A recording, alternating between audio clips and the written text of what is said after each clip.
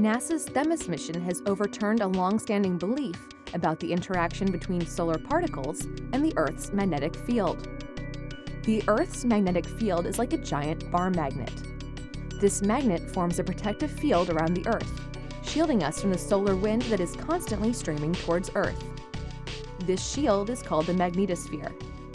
The solar wind is primarily composed of protons and electrons, charged particles streaming out from the sun.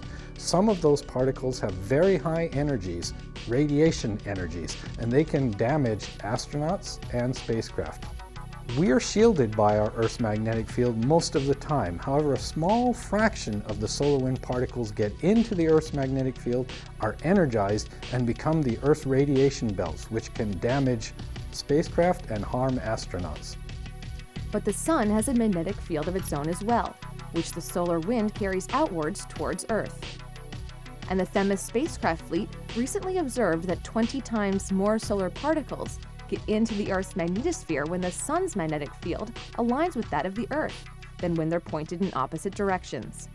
In the past, researchers found that the energy from the sun gets into the Earth's magnetic field during periods when the sun's magnetic field points southward. Here we found that the particles get in, the plasma, the particles from the sun, get into the Earth's magnetic field when the sun's magnetic field points northward. For a long time, people have known that the location where particles and energy get into the Earth's magnetic field depend on the orientation of the sun's magnetic field, but they just hadn't realized how many particles get in for the northward orientation of the sun's magnetic field. So what do these new findings mean for us here on Earth?